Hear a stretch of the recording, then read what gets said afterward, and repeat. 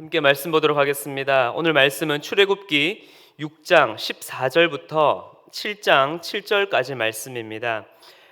출애굽기 6장 14절부터 말씀인데요.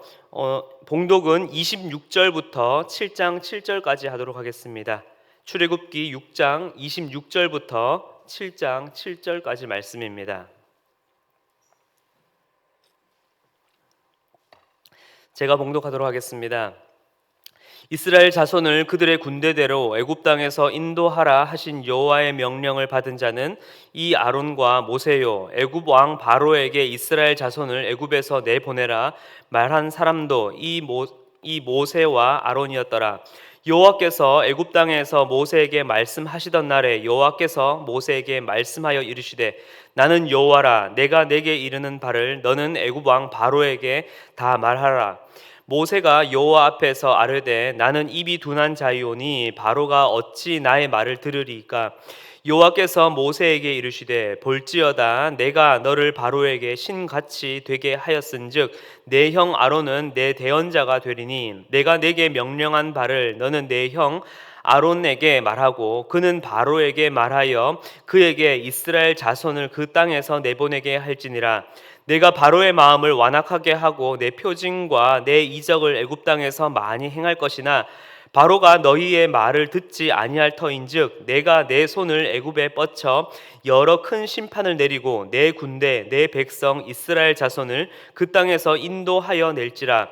내가 내 손을 애굽 위에 펴서 이스라엘 자손을 그 땅에서 인도하여 낼 때에야 애굽 사람이 나를 여호와인 줄 알리라 하시매 모세와 아론이 여호와께서 자기들에게 명령하신 대로 행하였더라. 그들이 바로에게 말할 때에 모세는 80세였고 아론은 83세였더라. 아멘.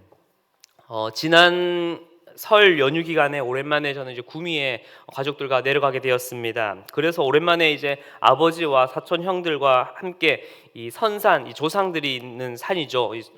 선산에 가보게 되었습니다.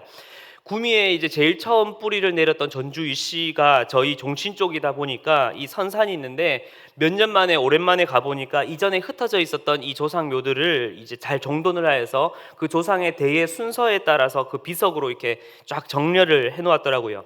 그래서 이전에는 그냥 아버지께서 통해서 아니면 큰아버지 통해서 뭐 조선 성종의 아들의 뭐 완원대군의 뭐 몇 대 손이며 쭉 하던 것이 그 가서 이제 비석을 통해서 여기는 몇 대 몇 대를 이렇게 딱 보니까 한눈에 딱 들어오게 되고 그리고 뭔가 모를 자긍심이 생기게 되더라고요. 앞선 말씀에서 하나님의 명령에 따라 모세는 바로 앞에 나아갔지만 자신의 말을 듣지 않는 바로와 그리고 이스라엘 백성들로 인하여서 좌절하게 됩니다. 그런데 오늘 말씀에서는 갑자기 뜬금없이 족보의 이야기가 등장합니다. 왜 갑자기 족보가 등장했고 또한 족보가 등장하였더라도 왜 야곱의 자손들 중 루벤과 시므온 그리고 레위의 족보만 기록되어 있을까요? 교육자분들과 함께 족구를 하다 보면은 경기의 분위기가 이 상대편 진영으로 확 치우칠 때가 있습니다. 그때 딱 외치는 한마디가 무엇이죠? 타임. 잠깐 경기의 흐름을 잠깐 끊고 혼란했던 정신과 작전을 다시금 재정비하여서 경기에 임하는 것이죠. 족보 기준으로 앞의 이야기와 뒤의 이야기는 연속선상에 있지만 출애굽기의 이 저자는 말씀의 흐름 속에서 잠깐 타임을 외치면서 절망 속에 있는 모세가 다시 하나님 앞에 재정비가 되고 믿음으로 나아갈 이 작전 타임을 가질 것을 말씀 속에서 보여주고 있는 것입니다. 우리가 이 말씀 속에서 보아야 할 것은 모세가 절망 속에 잠겨서 아무것도 할 수 없다고 그리고 왜 이렇게 힘드냐고 절망을 외칠 때에 여호와 하나님께서는 어떻게 그에게 일하고 계시는지를 우리는 오늘 말씀 속에서 바라보게 될 것입니다. 첫 번째, 절망 속에 잠길 때 하나님께서는 정체성을 재확인시켜 줍니다. 뜬금없이 족보가 등장하는 것 같지만 이 족보를 자세하게 들여다보면은 족보의 제일 초반부에는 레위 지파와 그 자손들을 중심으로 이야기가 이어집니다. 그리고 중반부는 레위의 자손인 고핫과 그 자손 중심으로 이야기가 이어지고 있고요. 후반부에는 그 고핫의 자손인 아므람과 그 자손 중심으로 이야기가 이어지고 있는 것을 볼 수 있습니다. 또 나이를 기록한 건도 딱 세 사람, 레위 137세 그리고 고핫 133세 그리고 아므람 137세 딱 세 사람의 나이만 기록하고 있죠. 왜요? 간단합니다. 그냥 이 족보를 읽는 독자들에게 이 계보를 중심으로 보라는 것입니다. 왜냐하면 바로 이 후손에 바로 하나님의 위대한 사명을 가지고 나아가는 아론과 모세가 등장하기 때문입니다. 즉 하나님께서는 모세와 아론의 이 혈통적인 이 배경을 보여주면서 하나님의 종으로서의 이 정당성을 보여주는 동시에 애굽과 히브리인 사이에서 이 정체성의 혼란을 겪으면서 과거 자신의 출신에 대한, 과거 자신의 속했던 곳에 대한 상처와 두려움이 있는 이 모세의 과거를 어떻게 해요? 이 족보를 통해서 깔끔하게 정리를 해주면서 모세는 바로 하나님께서 택하셨고 예비하신 종이라는 것을, 그리고 이제는 너가 주눅들지 말고 당당하게 바로 앞에 나아가서 내가 명령한 대로 말하라는 것을 말씀하시고자 하는 것이죠. 바로 절망 속에 있는 이 모세의 정체성을 재확인시켜 주며 일으켜 세우고 계시는 그 하나님의 손길을 우리는 바라볼 수 있습니다. 두 번째로, 절망 속에 잠길 때 하나님께서는 부르심을 재확인시켜 주십니다. 이스라엘 백성들에게도 바로에게도 완강한 거절로 인해서 절망 속에 있는 모세에게 하나님의 말씀은 이제 처음 모세의 과거, 이 족보를 통해서 정체성을 재확인시켜 주었다면 이제 모세의 현재, 바로 절망 속에 있는 모세에게 하나님의 부르심을 다시 오늘 말씀은 정리해 줍니다. 그 부르심은 무엇이었습니까? 26절과 27절 말씀을 보면 이스라엘의 자손을 애굽 바로의 손에서 인도하여 낼 자이며 또 그렇게 바로에게 나아가서 말할 자라고 이야기해 주고 있습니다. 그렇게 모세는 말씀은 모세를 다시 일으켜 세워주어서 그 부르심에 따라 모세와 아론이 나아갈 길을 보여주고 있는 것입니다. 그리고 이제 그들이 바로 앞에서 직시하였던 자신의 한계와 그리고 그 연약함을 극복하고 하나님의 그 놀라운 부르심에 담대히 나아갈 수 있도록 이제 하나님께서는 그들을 붙잡고 역사하시기 시작합니다. 어떻게요? 마지막 세 번째입니다. 절망 속에 잠길 때 하나님께서는 함께 하심을 재확인시켜 주십니다. 절망 속에 잠긴 모세와 아론에게 하나님께서는 특단의 조치 두 가지를 내리십니다. 첫 번째는 모세를 바로 앞에서 신같이 되게 하시겠다라고 말씀하십니다.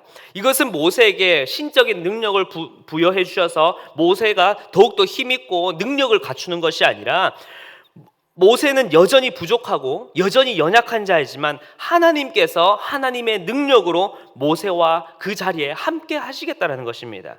그래서 4절에서 내가 내 손을 애굽에 뻗쳐 여러 큰 심판이 일어날 것을 말씀하고 계시는데 이것은 곧 이후에 10가지 재앙을 통해서 이루어지게 됩니다. 두 번째로 하나님의 특단의 조치는 내 형 아론이 너의 대언자가 되게 하시겠다라는 것입니다.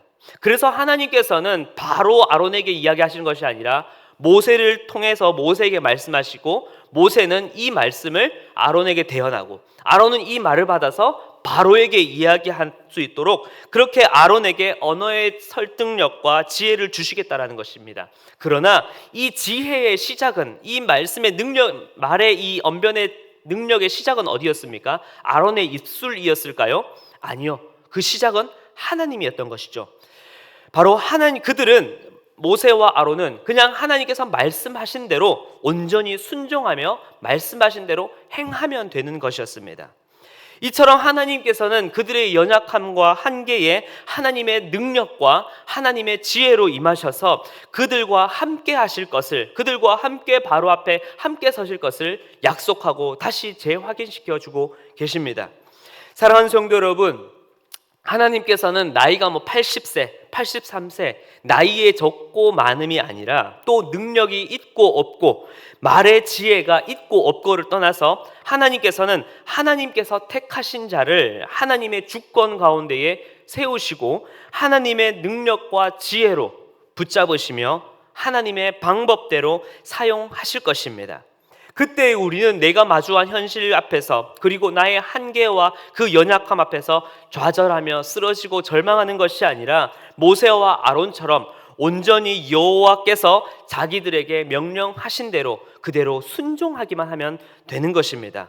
바로 그때 하나님께서는 모세와 아론을 통하여 하나님의 그 놀라운 구원 계획을 이루시고 또한 온 애굽과 이스라엘에 내가 여호와인 줄을 알게 하셨던 것처럼 이제는 우리가 그 하나님의 말씀에 그 명령대로 순종하며 나아갈 때에 우리를 통해 우리의 삶의 모든 영역, 우리의 가정 속에서 난 믿지 않는 나의 배우자들에게 그리고 나의 직장 동료들과 내 모든 삶의 영역 가운데에서 하나님의 놀라운 구원 계획을 바로 우리를 통하여서 성취하실 것이며 그리고 우리를 통하여서 하나님의 살아계심과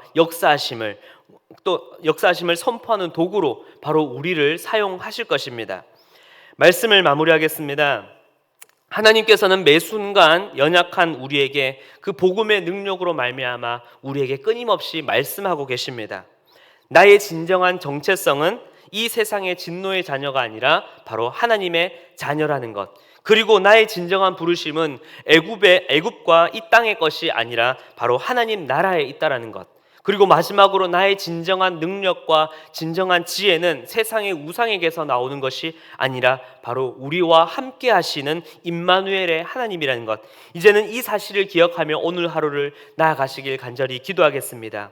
바로 오늘 하루 가운데에 만왕의 왕이신 그 하나님의 자녀답게 그리고 그 복음의 부르심에 따라 주님과 함께 살아가시는 모든 성도님들의 삶과 그 하루가 되길 간절히 기도하겠습니다. 함께 기도하겠습니다. 사랑과 은혜가 풍성하신 하나님 감사를 드립니다. 하나님 이 세상 가운데에 살아가면서 바쁜 나의 일상과 또한 직장과 일들과 또한 내가 마주하는 수많은 일들 속에서 어느새 우리는 하나님께서 나를 부르신 그 정체성과 그 부르심을 잊은 채 살아가고 있진 않는지 내 자신을 다시 점검해 봅니다. 그리고 오늘 이 시간 말씀을 통하여서 그 주께서 우리에게 불러주신 그 부르심과 정체성을 재확인하며 나아갑니다. 하나님 이제는 우리가 하나님께서 우리에게 말씀하시는 그 하나님의 자녀됨과 그리고 하나님의 나라를 위해 우리를 쓰시고자 우리를 불러주셨다라는 그 사실을 날마다 기억하며 그 부르심 가운데에 믿음으로 순종하며 나아가는 우리의 삶이 될 수 있도록 주여 붙잡아 주시옵소서. 이제는 우리가 나의 욕망과 나의 우상을 위해 나의 욕심을 위해 살아가는 것이 아니라 하나님의 그 선한 일을 위하여 주님 우리를 사용하여 주시고 우리의 삶과 우리의 모든 삶을 통하여서 하나님의 그 살아계심과 하나님이 되신다는 것을 우리의 삶을 통하여 드러낼 수 있는 귀한 도구로 우리를 사용하여 주시옵소서. 감사를 드리며 살아계신 예수 그리스도의 이름으로 기도하였습니다. 아멘.